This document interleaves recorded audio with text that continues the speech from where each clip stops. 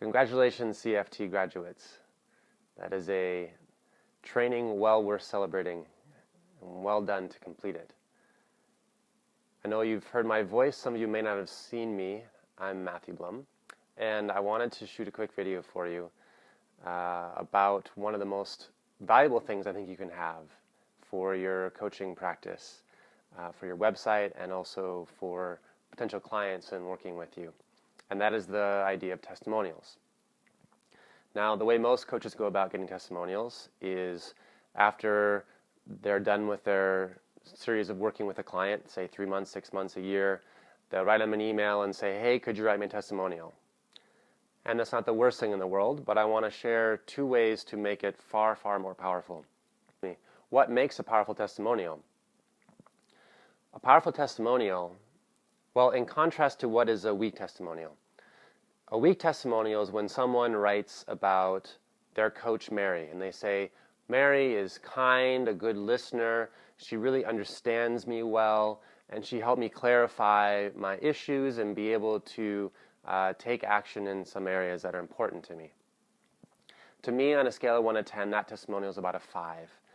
And the reason why is that it's mostly talking about Mary, about the coach, where a potential client is actually more interested in what are the results that someone gets from working with Mary. Is Mary someone they can trust with what they want to accomplish in their life?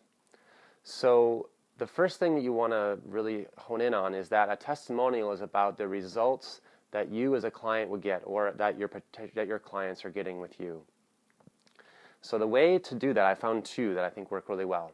The first is that maybe they report to you in a session something that really happened, something that a success they had, or a breakthrough, or something that took place based on the coaching that you did with them.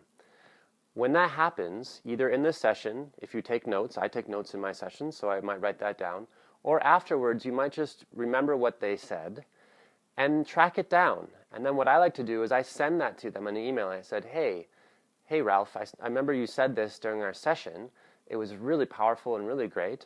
And I'm wondering if this is something I could use on my website to help potential clients in the future know a little bit about what it's like to work with me. I've never had any of my clients say no. I also invite them to reword it anyway if they want to change some of the languaging, or maybe I misunderstood what they said, whatever it is. They usually just send it right back and say, this is great. I ask them if I can use their photo, and also if I can use their name. If not, initials are fine, no photo is fine, but a testimonial with photos is far more powerful. And if they say I can use a photo, often what I do is I go to Facebook and just find one. Because here's the other thing about testimonials, is that your clients might be reticent to give them. Your clients aren't reticent because they don't want to help you or anything like that. Usually it's that if you ask them to write a testimonial, for them to sit down and do that, they freak out a little bit. They think, oh, I need to create this masterpiece, or I need to encapsulate everything about them. And what I've experienced is that clients will delay this for weeks and weeks and weeks and weeks, and sometimes never do it. Same thing with sending a photo, is that, oh, I have to find the perfect photo, I have to do this or that. If you help them, you make it really easy for them. Here, I wrote this for you. Can I use this photo I found on Facebook? Then they can just say yes, and it's a lot easier on both ends. So that's the most powerful way. The second is if you don't have that, but you want to ask a testimonial from a client, then I suggest you ask them 3 questions. These 3 questions are, what was going on in your life before you started working with me that had you decide to invest in with me as a coach? It's a little bit like you're wanting to get from them, if you see like those Weight Watchers commercials or something, the before and after, right? You can't usually represent pictorially what you do as a coach, although perhaps you can if your line of work does that. But you want to get a little snapshot. Here's what my life was before. Here's the things I was struggling with. Here's the issue I had. Here's the problems I was facing. And then the second question you ask them is, what results came about because of working together through our coaching? And they will write. So if I'm working with a coach and they were to do this, they might say, before I started working with Matthew, I had finished a coaching training and I was out trying to get clients. And in the first 8 months of trying to do this, I got 2 clients. And they weren't paying me very much. I did some pro bono work, and I knew that I couldn't do this work full time, and I had to keep my job. Because of working with Matthew, and during the first month that we worked together, I got 3 new clients at triple the rate that I had been charging before, and they were thrilled. I was happy, and from then on, in the next 6 months, I was able to fill my practice to the point where I had to start doing group coaching programs because there were too many people for the individual slots that I had. And I'm able to now let go of my job and do what I truly love full time. So that might be a before and after picture. So the third question that I would suggest you ask is, what would you say to someone who's considering working with me? In this case, if I'm the coach, Matthew, or with you. What would you say to someone who's considering working with me?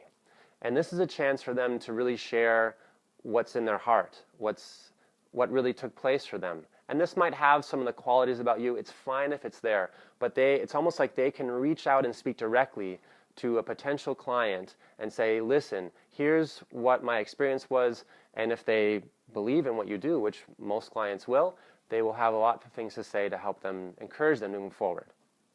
So, if you haven't already noticed, below this video, there are those 3 questions, and I would like to have your answers about them.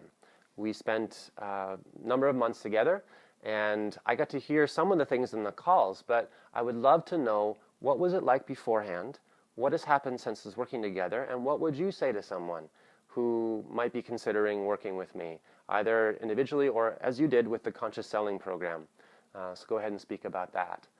And I'd like to incentivize it a little bit for you, and also encourage you to do it quickly. There's 2 things.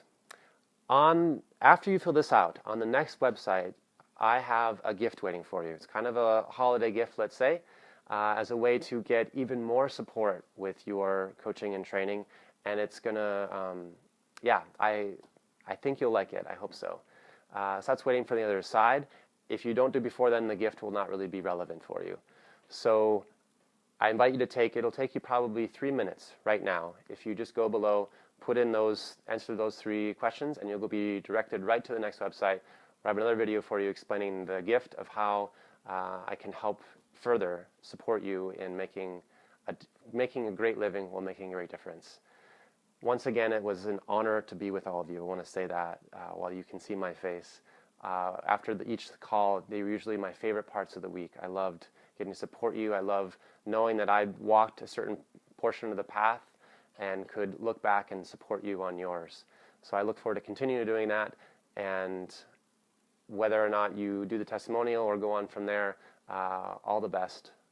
Happy holidays, and may your coaching become something that can truly make a great difference while making a great living for you. Be well.